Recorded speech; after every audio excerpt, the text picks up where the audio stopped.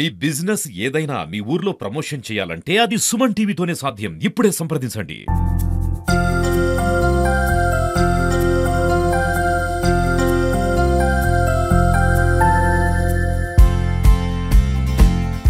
Hi hello నమస్తే, welcome to Suman TV. నేను మీ ముద్దం విక్రమ్. రైతులు చాలా రోజుల నుంచి ఎదురు చూస్తున్న వర్షాలైతే గత 2 రోజులుగా పడతా ఉన్నాయి. ఈ వర్షాలతో రైతు ముఖంలో ఆనందం అయితే కనబడతా ఉంది. ఎందుకంటే కొందరు చాలా రోజుల క్రితం వర్షాలు పడడంతో వాళ్ళు ఏం చేశారంటే ముందుగానే విత్తనాలు వేశారు, కానీ దాని తర్వాత వర్షాలు పడలేదు.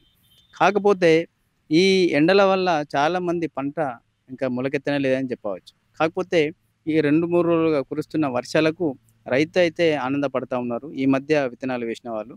ఇప్పుడు ఈ వర్షాల గురించి, దాంతోపాటు కొన్ని క్రాప్స్ గురించి, కొన్ని పంటల గురించి మనం అన్నీ అడిగి తెలుసుకునే ప్రయత్నం చేద్దాం. ప్రస్తుతం మనతో పాటు పండరి, దాంతోపాటు ఎండి రజీక్, ఈ రైతులు మనతో పాటు ఉన్నారు.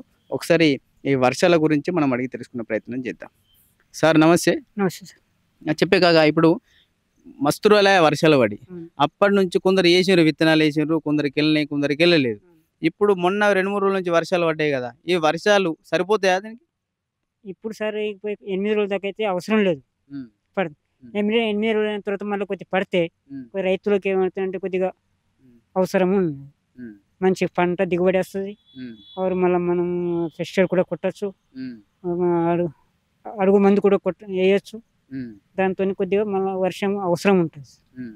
పడితే కొద్దిగా బాగుంటుంది. ఈ వర్షం ఇప్పుడు ఈ మొలకెత్తడానికి బాగుంది. ఇంకో 8 రోజుల తర్వాత పడితే కొద్దిగా మంచిగా ఉంటుంది. ఇప్పుడు ఈ వర్షాలు విత్తనాలు మొలకెత్తడానికైతే సరిపోతుంది. మళ్ళీ ఇంకొక 8 రోజుల తర్వాత మళ్ళీ వర్షాలు పడాలి. మళ్ళీ 8 రోజుల తర్వాత పడితే మళ్ళీ కొద్దిగా దిగుబడి మనకు ఏర్పడుతుంది. పంట అనేది ఎగుదగు పెరుగుతూ ఉంటుంది. అప్పటికి కొద్దిగా మనకు ఫెసిలిటీ అవసరం. అది అయితే మీరు ఇప్పుడు ఇక్కడ ఈ మీ చేనులో ఏం వేసిండ్రా? ఏం పంట వేసిండ్రు? పత్తి వేసినాం సార్. పత్తి ఒక 3 బిఘలు, సోయా 12 బిఘలు దాకా, 12-14 బిఘలు సోయా వేసినాం. అది కూడా ఇప్పుడైతే ఇంకా దీనికి కూడా ఎంత అవసరమో వర్షం అంత మంచి, ఎంత పడితే అంత మంచిది సోయాకు.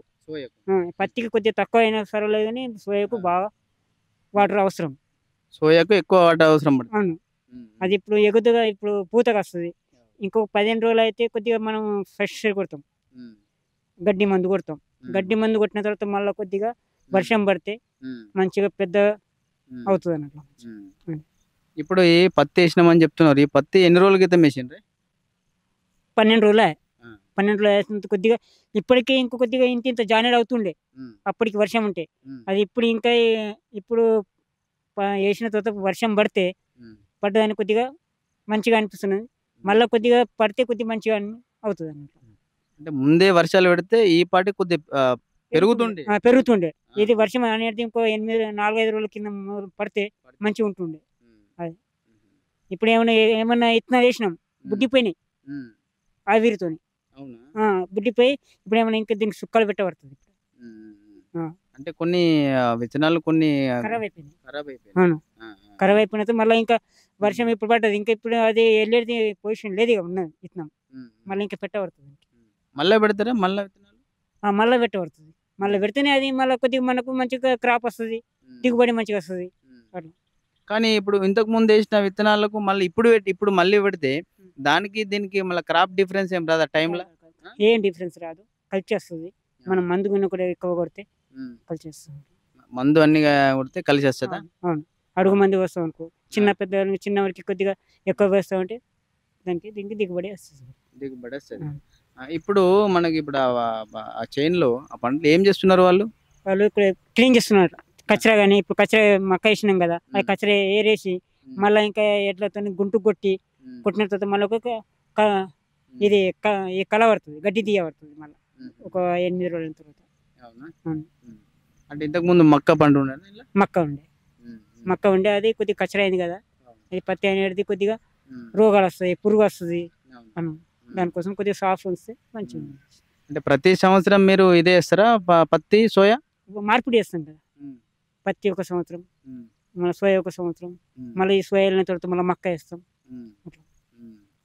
ఎట్లా ఉంటది మరి ఇప్పుడు ఇది దీనికి బోర్ అవన్నీ ఉన్నాయా లేకపోతే వర్షం మీద ఆధారపడి ఉన్నదా? ఇప్పుడు ఏం సార్ ఇప్పుడు సోయాకైతే వర్షం నీళ్ళతోనే అవసరం. ఈ పత్తి కూడా మళ్ళీ వర్షం పడకపోతే బోర్ నీళ్ళు ఇవ్వబడుతుంది. ఇప్పుడు బోర్కు ఉన్నది ఏడా బోర్ ఉందా దీంట్లో? ఉంది ఉంది దానికి సరిపడిన నీళ్లు ఉన్నాయా? ఉన్నాయి ఉన్నాయి ఉన్నాయి ఉన్నాయి. కరెంటు కొంచెం సరిగా ఉండే మంచిగా ఉంటుంది. ఇప్పుడు కరెంట్ అంటే గుర్తుకొచ్చింది. ఇప్పుడు కరెంటు 24 అవర్స్ ఇస్తున్నారా? ట్రాన్స్ఫార్మర్ ప్రాబ్లం వస్తుంది. ఇప్పుడు మోటార్లు ఎక్కువ అయిపోయినాయి కదా, ట్రాన్స్ఫార్మర్ కొద్దిగా అది వోల్టేజ్ తక్కువ ఎక్కువ కొద్దిగా ప్రాబ్లం వస్తుంది. కరెంట్ అయితే బాగుంటుంది, కొద్దిగా ఎప్పుడైనా ఫీజులు ఎగిరిపో మోటార్ ఎక్కువైనా చేస్తా.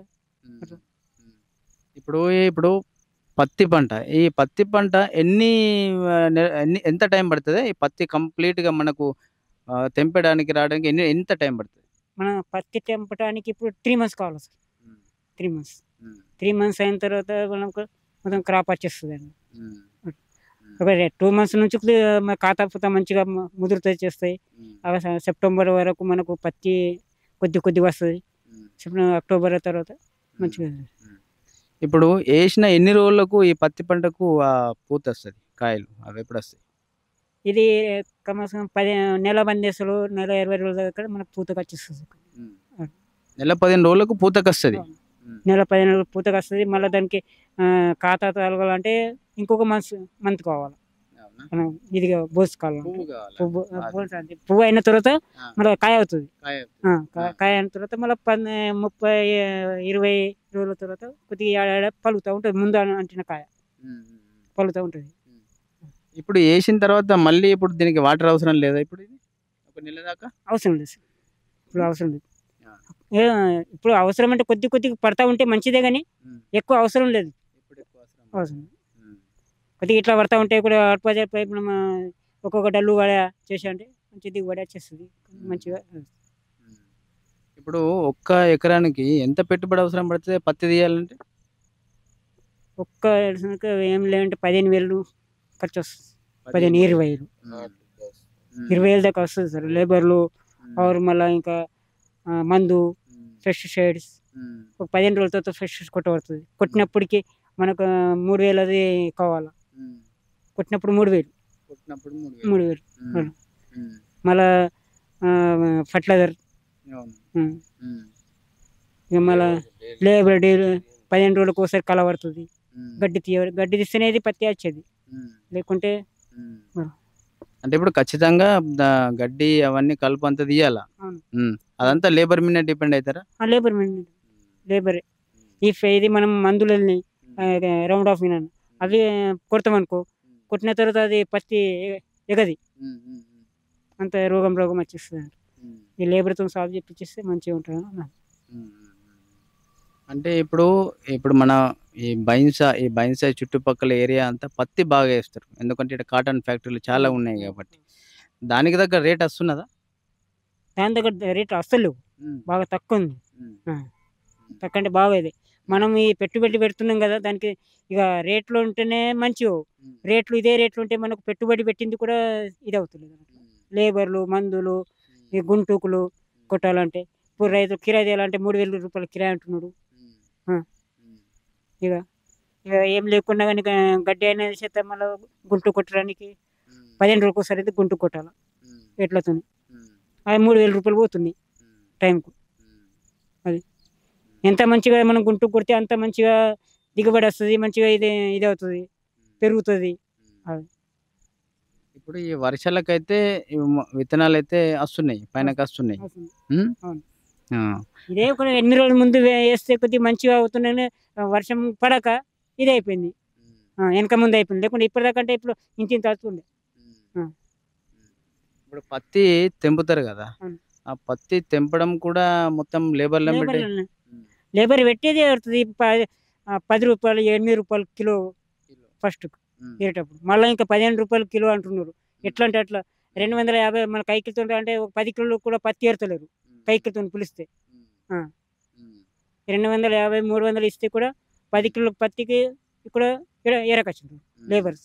ఇప్పుడు కాగా ఇప్పుడు ఒక్క ఎకరం పత్తికి ఎంత దిగుబడి వస్తున్నది, దాని గురించి ఒకసారి చెప్పి. ఒక్క కుంటలు పత్తికి మనకు వెళ్తున్నది ఒక 10 కుంటలు. ఒక్క ఎకరానికి 10 కుంటలు. 10 కుంటలు ఎల్లాల తీసినాం.